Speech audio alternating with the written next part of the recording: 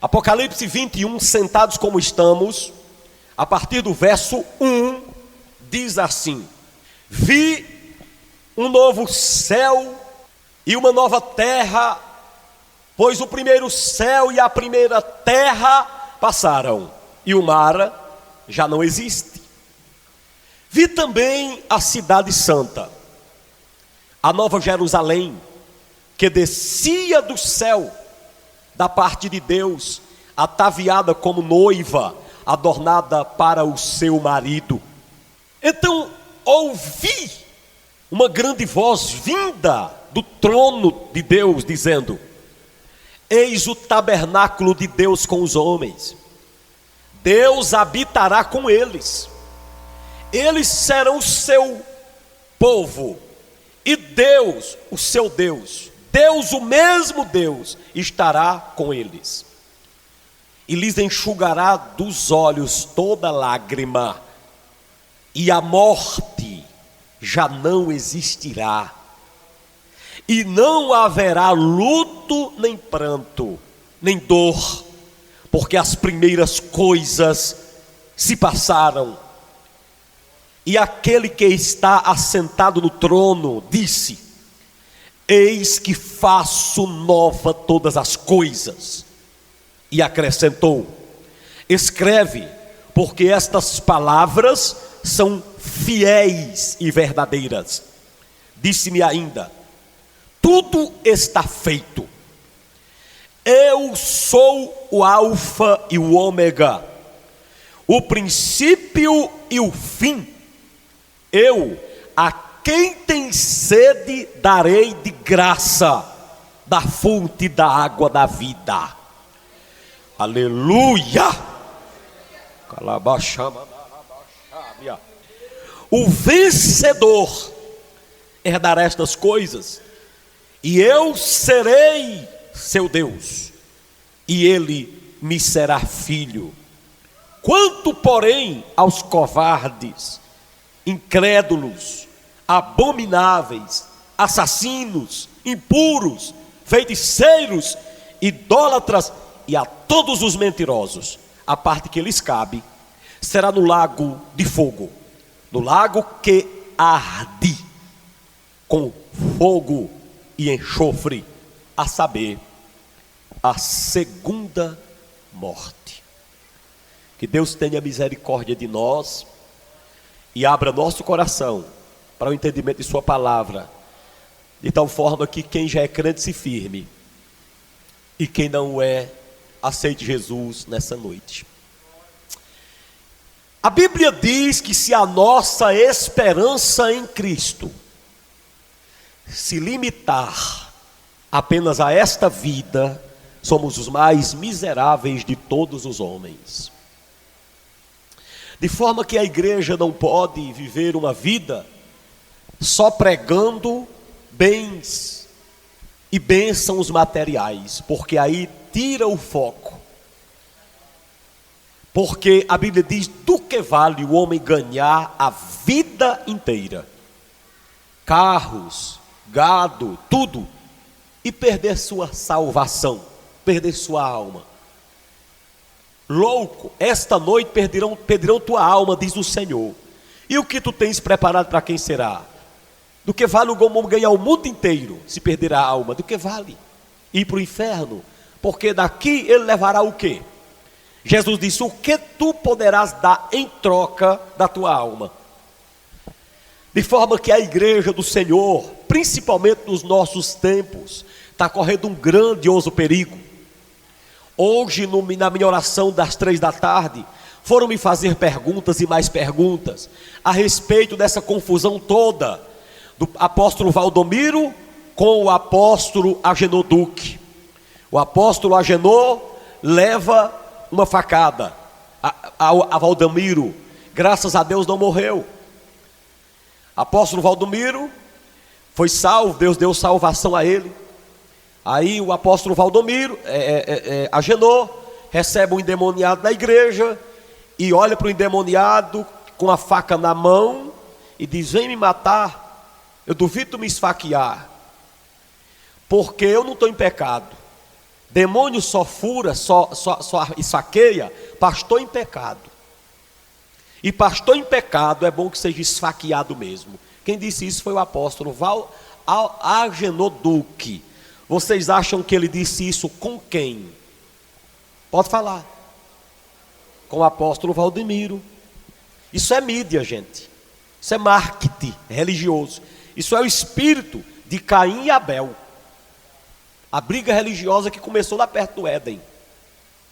A igreja do Deus vivo, seja ela manifestada na qualidade de Maranata, Batista, Assembleia, Universal, Mundial, ela tem que se reunir para orar para o Senhor Jesus fazer-nos equilibrados, de tal forma que nós precisamos das bênçãos materiais, nós precisamos de dinheiro na carteira, para pagar a energia da igreja e da nossa casa. Mas isso aqui não é tudo. A igreja tem que olhar para o texto bíblico, como esse que fala, irmãos, do futuro glorioso do crente em Jesus Cristo. O futuro glorioso daqueles que aceitaram Jesus e caminham com Jesus. Esse texto sagrado mostra para todos nós o futuro glorioso do crente. Lembra do que Paulo disse? Mas a nossa pátria está nos céus, de onde também aguardamos Jesus Cristo, que é o Senhor. A nossa pátria está lá em cima. Jesus disse: vou preparar-vos lugar. Jesus está preparando nossa pátria, está preparando o dia em que voltará para acontecer isso aqui, entregar o futuro glorioso do crente fiel. Qual é o futuro glorioso do crente fiel? O texto sagrado nos mostra a partir do verso 1. Diz aí que João disse: vi novos céus e nova terra, porque o primeiro céu e a primeira terra já passaram e o mar já não existe. E também vi a cidade santa, a nova Jerusalém, que descia do céu da parte de Deus, ataviada como noiva, adornada para o seu marido. Esse texto diz que 3 coisas aguardam o crente fiel. A primeira coisa, uma nova terra. Diga nova terra. Diga a terra vai ficar nova. Diga a terra vai ficar nova. Depois, novos céus. Diga novos céus. E também nova cidade. Diga nova cidade. A Bíblia Sagrada diz que essa terra vai ficar nova, esses céus ficarão novos, e haverá uma nova cidade que será a capital do universo, implantada no planeta Terra. Quando Adão caiu, ele não prejudicou só os homens. Quando Adão caiu, ele prejudicou também tudo que Deus criou. Paulo disse: a criação de Deus geme, como mulher quando está para dar à luz.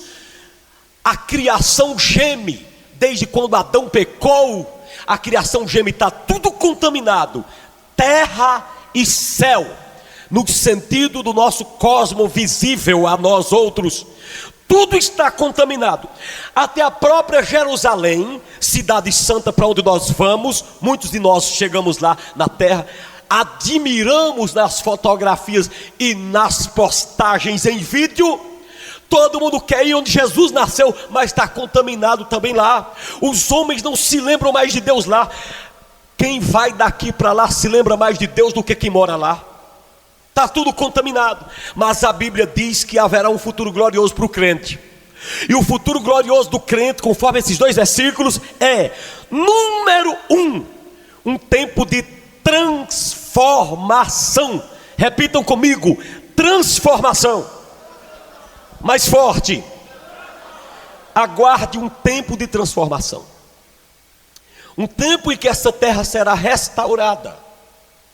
Um tempo em que os céus não terão mais o problema do efeito estufa que nós estamos tendo, a atmosfera se rompendo, por poucos meteoros, a briga espacial do nosso cosmos, meteoros, pedras enormes apontadas para a Terra, quase que passam, quase que entram, porque a nossa Terra está contaminada.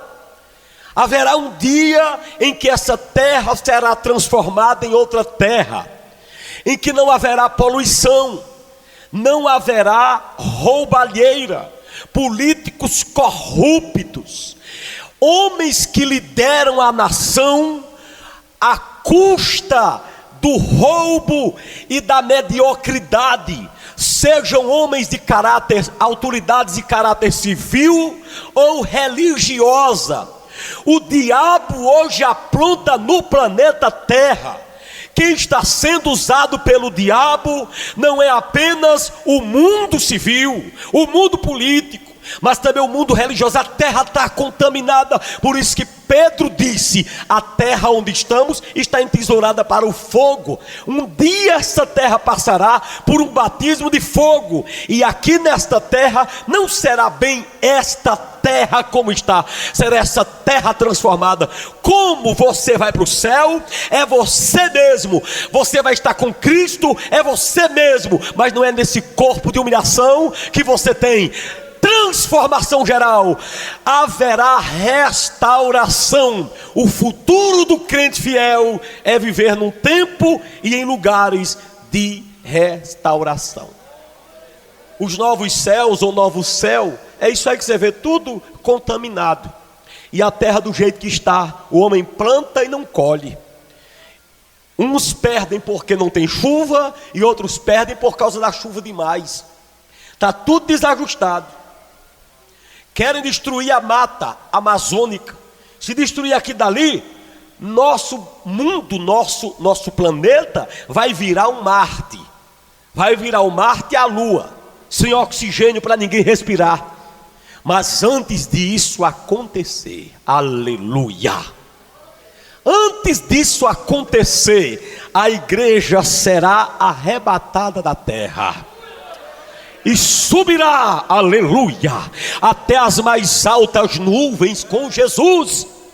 E a igreja subirá no arrebatamento e passará um período que os teólogos descobriram pelo livro de Daniel, que será de 7 anos lá no céu, onde nós viveremos com Jesus e seremos galardoados.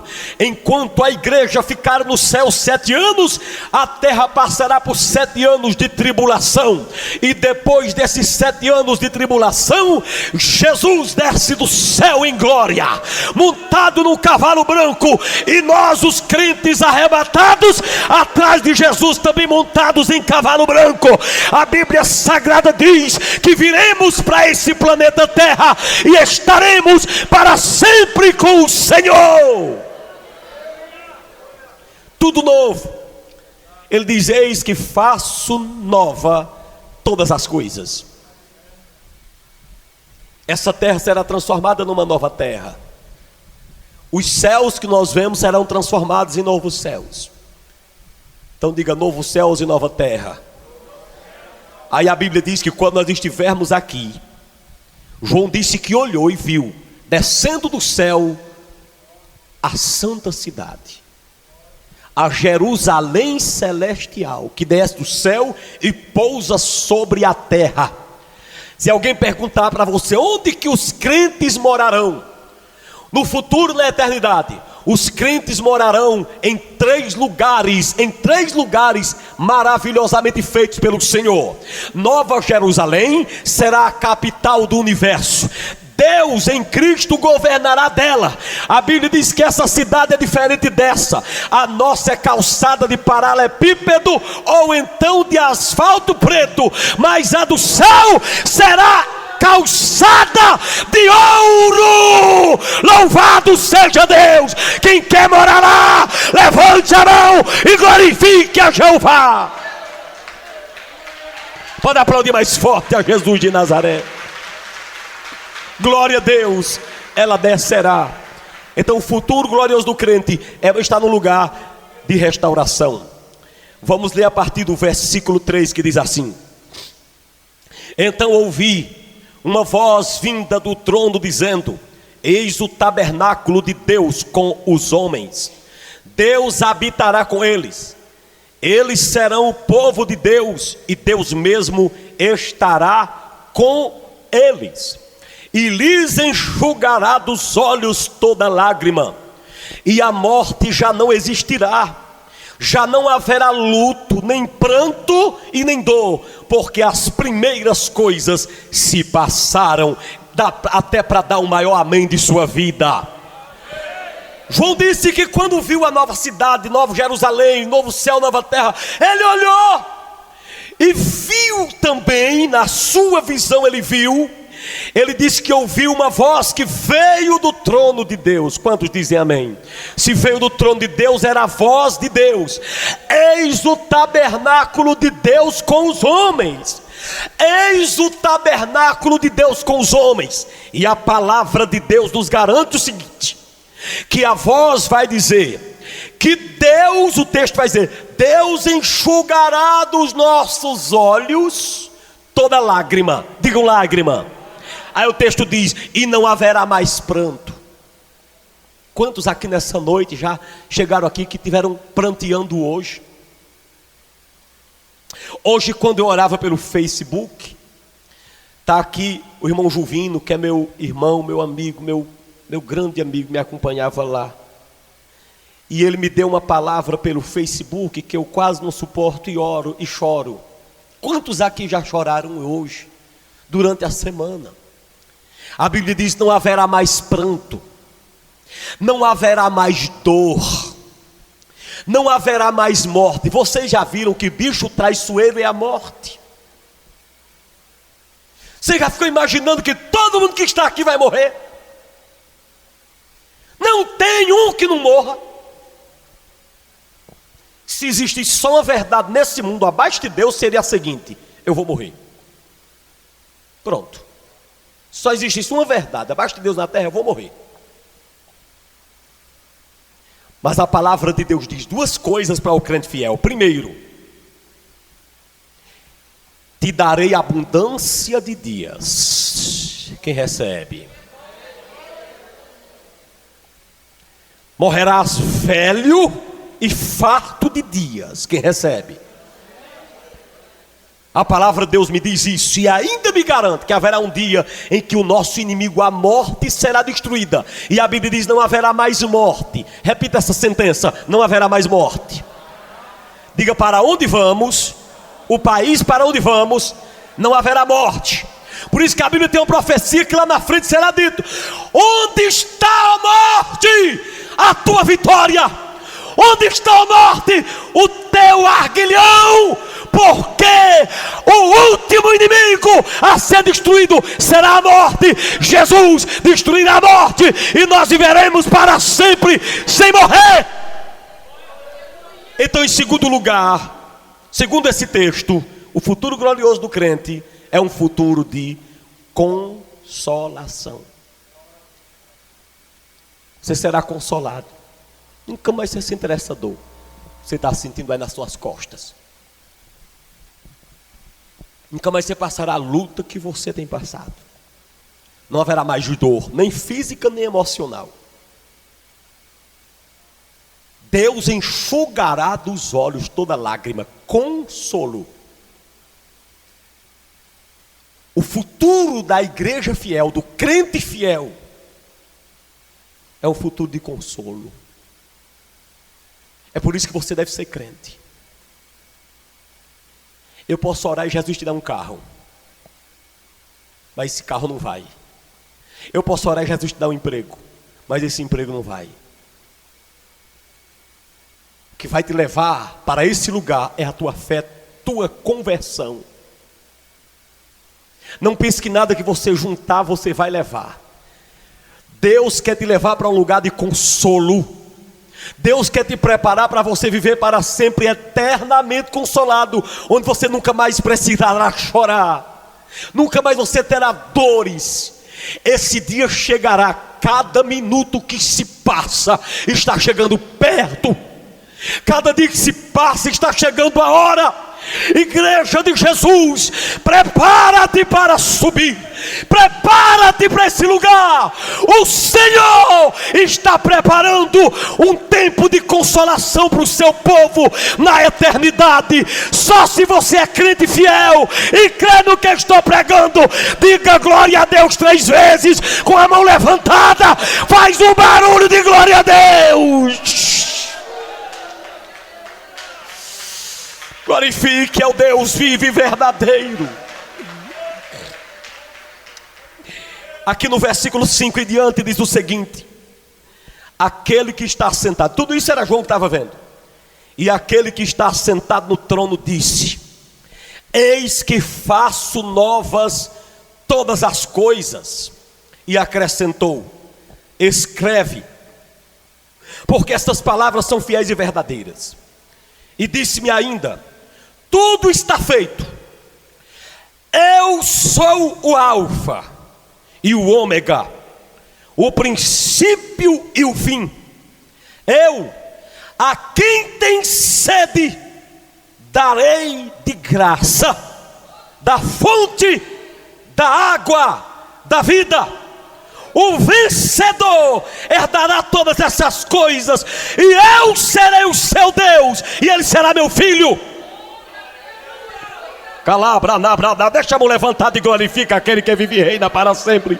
A igreja está precisando voltar àqueles tempos de 20, 30 anos atrás, em que quando falava do céu, a igreja chorava de mãos erguidas e glorificava Jeová.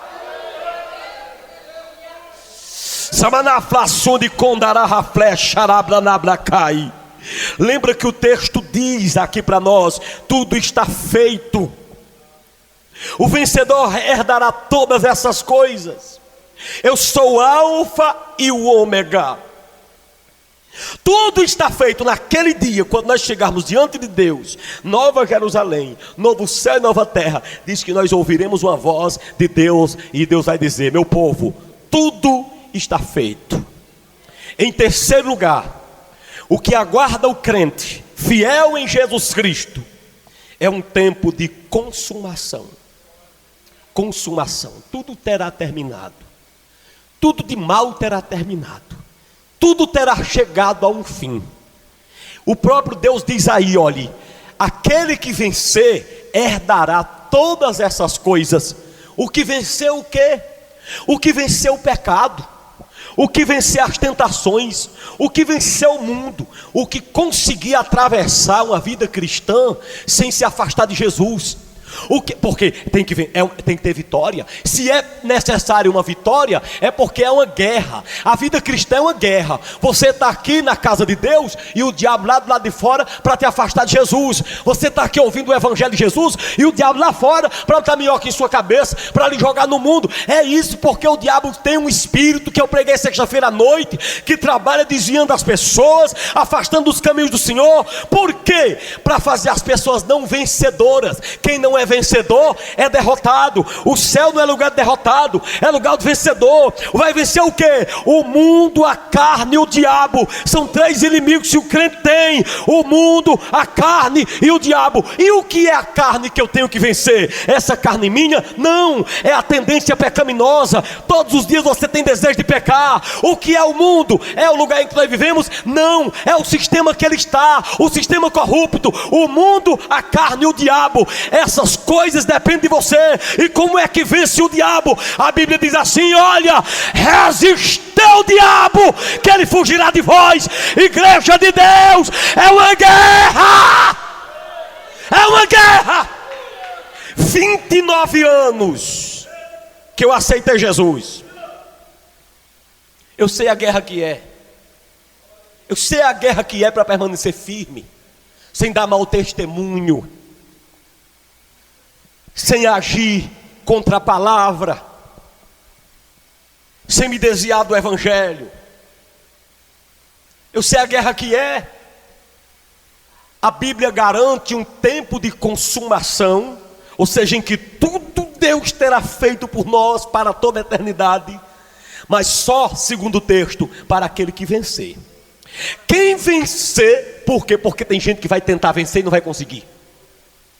Tem gente que vai pelejar e não vai conseguir. Jesus diz assim, ó: porfiai para entrar pela porta estreita.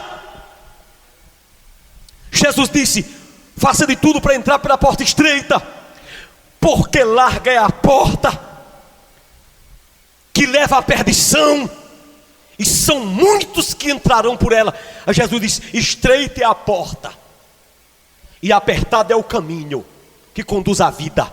Aí Jesus disse: mas eu vos digo que muitos procurarão entrar pela porta estreita, mas não poderão. Por quê?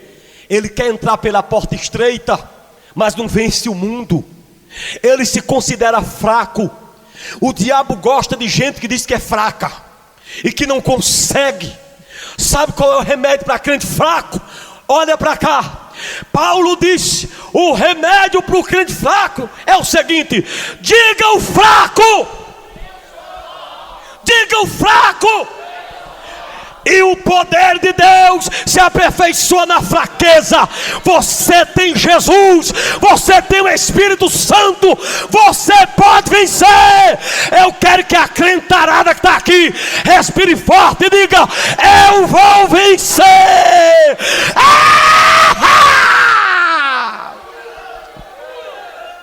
Você pode vencer.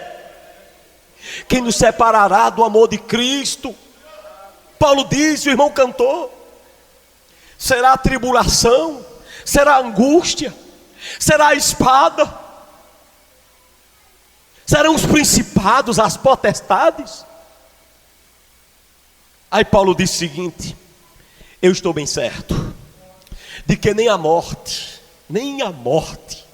nem com a faca na garganta, nem a vida, nem os anjos, nem os principados, nem a potestade, nem o diabo.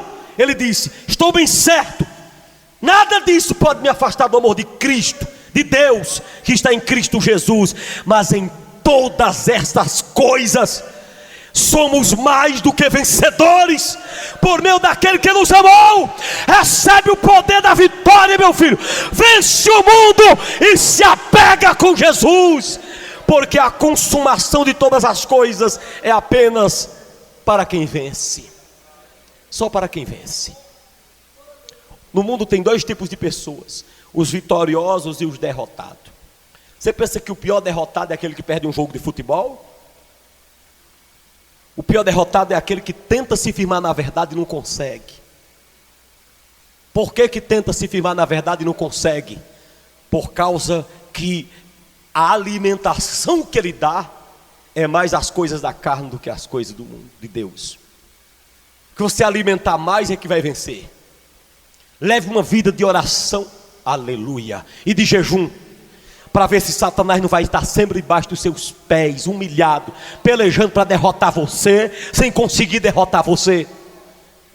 Por que muitos que estão aqui nessa noite estão fracassados na fé? Certamente deixaram de orar, deixaram de ler a Bíblia, deixaram de congregar. E crente sem congregar, sem ler Bíblia, sem orar, sem jejuar, ele não é vencedor, ele é derrotado, ele é cavalo do diabo. Mas quem está na presença de Deus, esse é o vencedor. E a Bíblia diz que o vencedor herdará todas as coisas. Recebe essa unção de vitória nesta noite. Gargareja esta garganta e dá um glória a Deus e arrebenta tudo, em nome de Jesus de Nazaré. O texto sagrado ainda nos diz, para nós terminarmos, versículo 8 diz assim. Versículo 8 diz assim. Cadê o tecladista? Quanto, porém, aos covardes, diga covardes. Quanto aos incrédulos, digam incrédulos.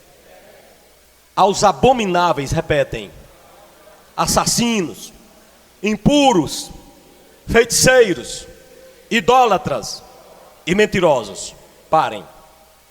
A parte que lhes cabe será no lago de fogo, que arde e queima. Arde com fogo e enxofre, a saber, a segunda morte. Digam comigo, lago de fogo. Mais uma vez. A Bíblia Sagrada diz tudo isso quanto aos crentes. Morará no novo céu, em uma nova terra, numa nova cidade. Viverá para sempre com o Senhor. Diz tudo isso a respeito. Agora a palavra de Deus diz a respeito de alguns, de um grupo grande, que não poderá participar.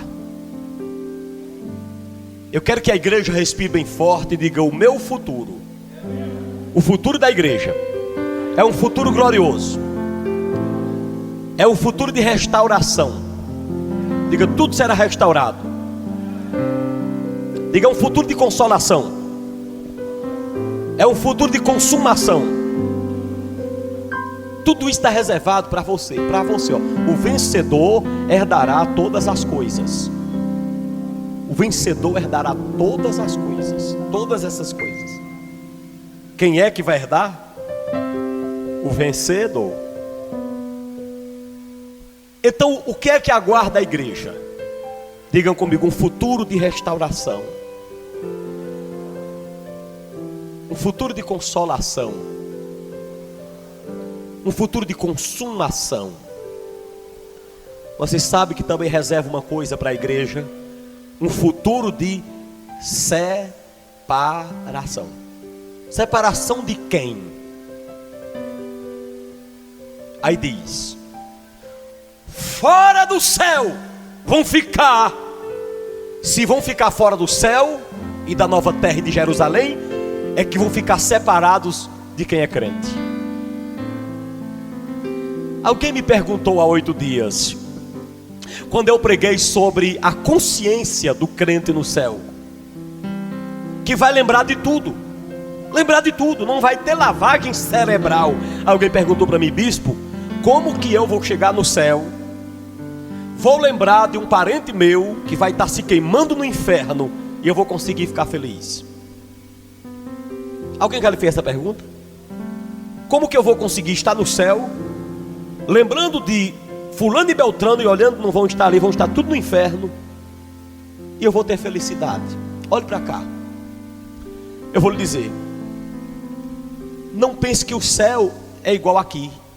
Não pense que estar com Cristo não pense que o sentimento será o mesmo, no sentido da fragilidade que você tem hoje. Diz a Bíblia que você será igual em muitos sentidos ao próprio Jesus. Até o seu corpo será glorioso que nem o dele. Então escute. Aqui, enquanto nós estamos nesse corpo, olha para cá, nesse corpo pecaminoso aí, está pensando que a gente se dói muito pelo pecado dos outros? Não.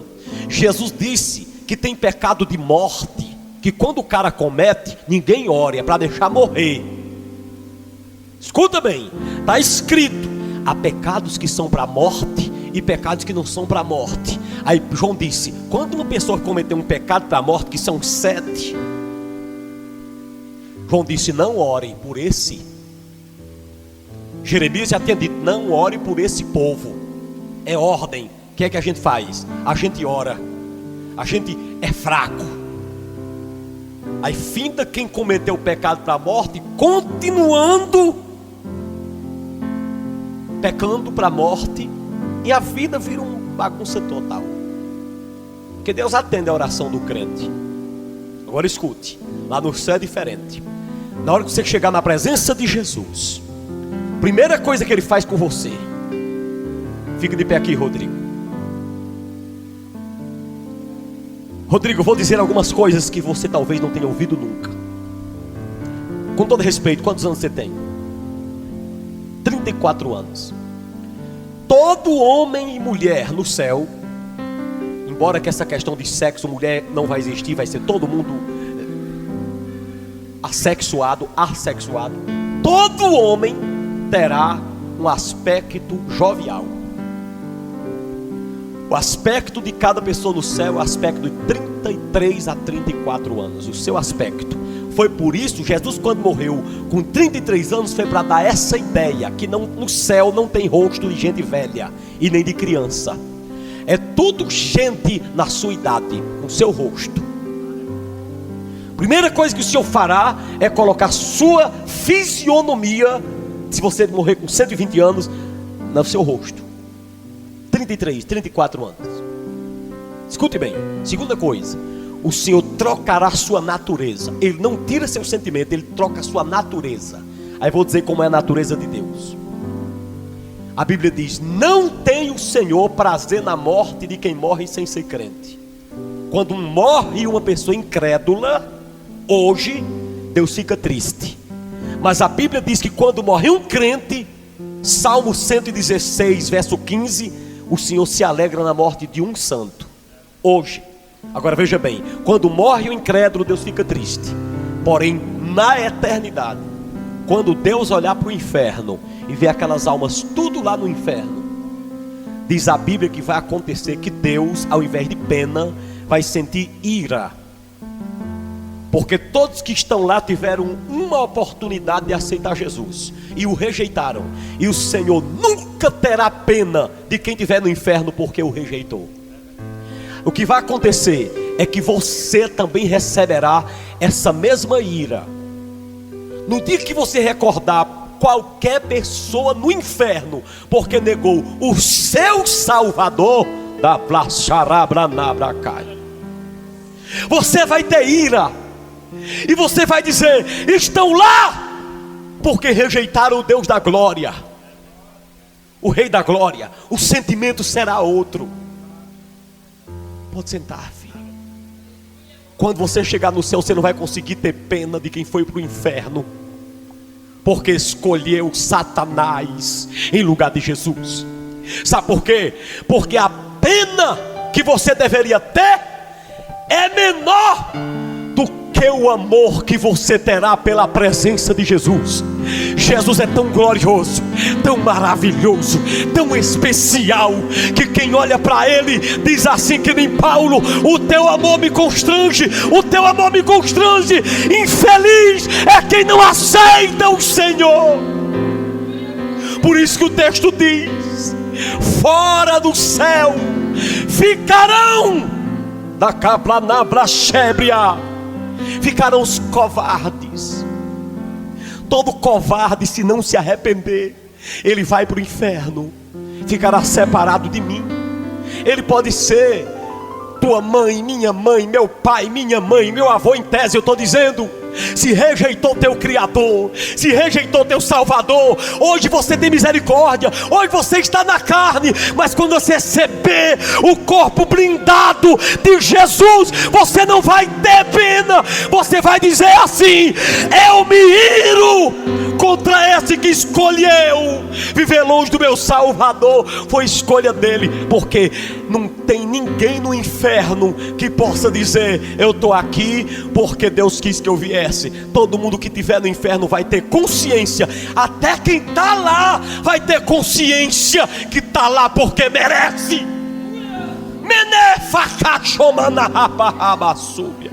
Até quem estiver no inferno não vai ter nem a boca, nem a coragem de dizer: me tire daqui, porque ele mesmo tem consciência que está ali porque merece estar. Fora do céu, princípio da separação para onde nós vamos. Vai ficar fora de você o covarde. Hoje você convive com gente covarde todo dia. Diga se você não convive com gente covarde todo dia. Tem que encarar gente covarde, que você dá a mão e ele te larga os pés, que você dá um abraço, ele dá um chute, que você dá o amor, ele te dá a dor. Gente covarde, você luta com isso todos os dias.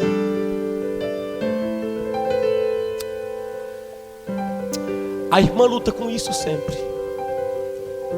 Mas no céu você não vai lutar com gente covarde, porque os covardes não entram lá. Lá é lugar de gente que viveu para Jesus. Covarde não entra no céu.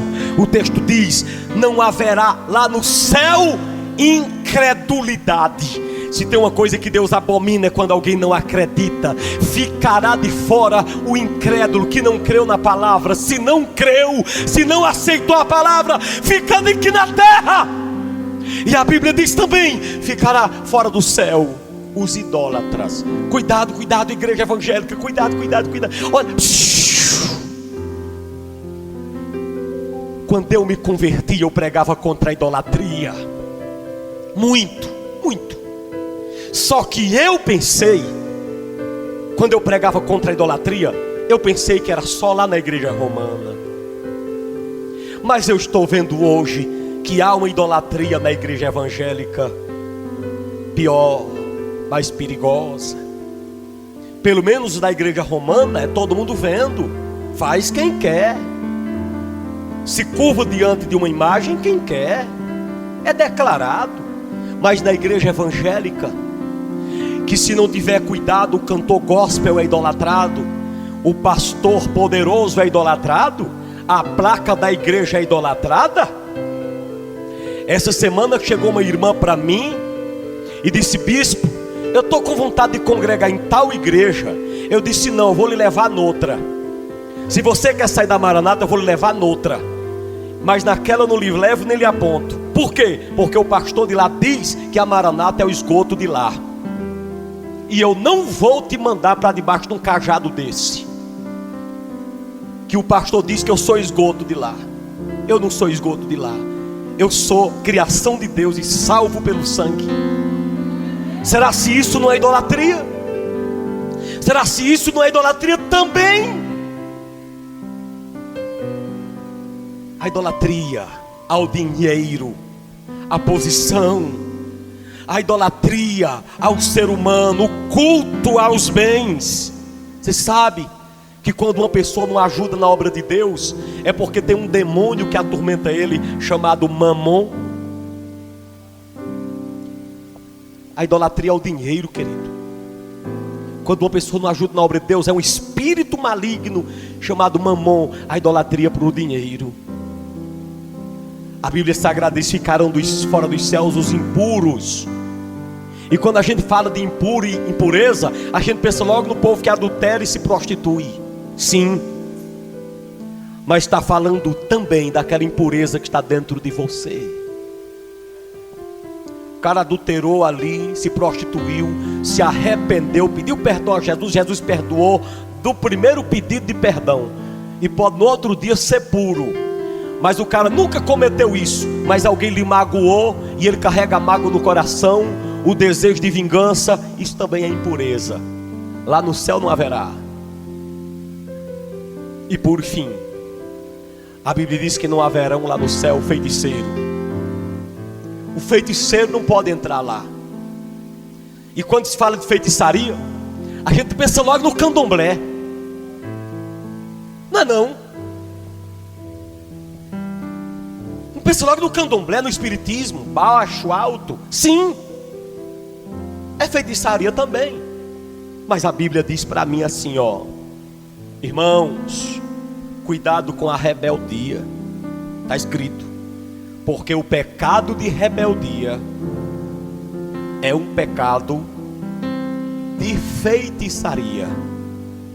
Uma pessoa que está na igreja em rebeldia, que recebe uma ordem de um ministro santo ou de uma ministra e faz o contrário, está no pecado da rebeldia, de feitiçaria.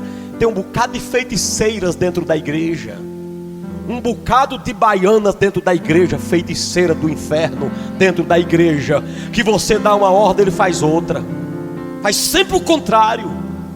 Quando falar de feiticeiro e feiticeira, a Bíblia não está falando só das feiticeiras da Bahia, nem do Maranhão, não. Está falando de crente, está dentro da igreja, que recebe uma ordem de Deus, que promete uma coisa para Deus e faz outra coisa. A igreja leva para um lado, o pastor leva para um lado e ele leva para outro, leva um canto e leva para outro, e não tem pastor que conserte um bocado de feiticeiros que tem dentro da igreja. Gente rebelde, gente que se rebela o tempo todo contra a palavra. A Bíblia diz: esse é o pecado de feitiçaria. Mas eu quero terminar aqui dizendo uma coisa, olhe para cá, pelo amor de Deus.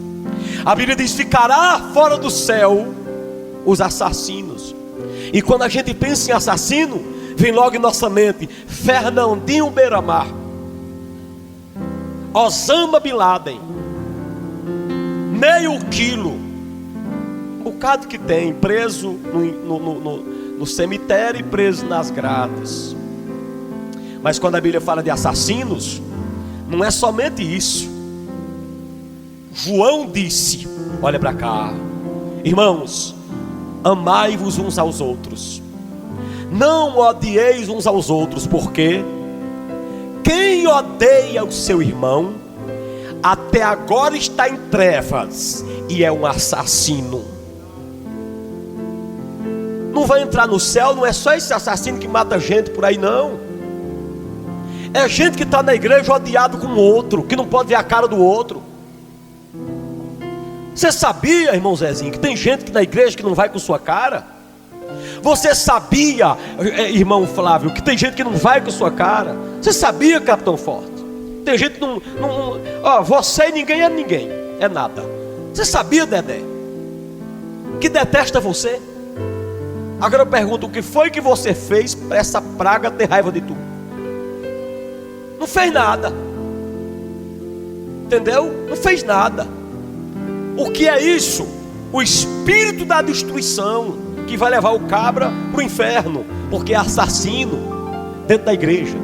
Amai-vos uns aos outros, porque quem não ama, quem odeia seu irmão, até agora está em trevas e é também um assassino. Agora você está aqui nessa noite, você é quem escolhe. Isso, como é que eu vou amar aquele assassino? Como é que eu vou amar aquele irmão pecador que só vive no pecado? Oh, irmão, é bem facinho. A Bíblia diz, quem estiver em pé, tome cuidado para não cair. E Jesus disse, se você ama somente os acertados, os que andam direitinho do jeito que você é, você só ama quem te ama, que você está fazendo demais. Até os incrédulos fazem assim. Você tem que amar a todos, abrir o coração para todos, dar um abraço de um pecador, não lhe contamina não. Eu só lembro uma vez de um crente santarrão que tinha numa igreja. Eu termino aqui. Olha se esse não é um assassino. Dizimista até, congregado de igreja há muito tempo.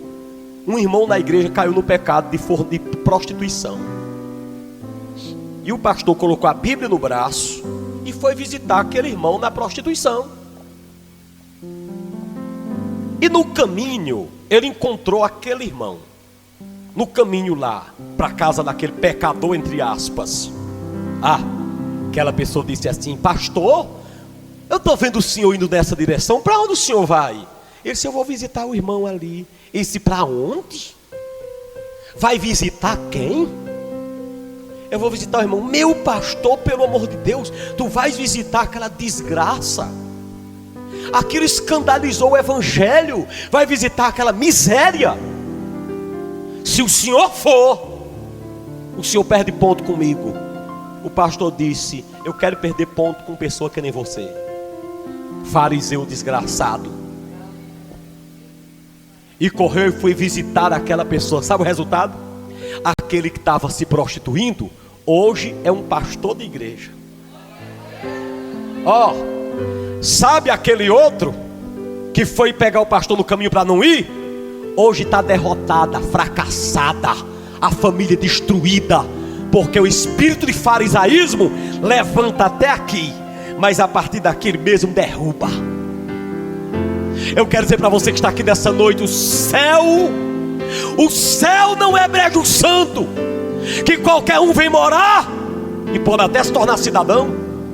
O céu não são os Estados Unidos, que alguém invade por dentro do mar e vai morar lá, mesmo contra a vontade do governo, depois se torna cidadão. Não, o céu ninguém entra por força.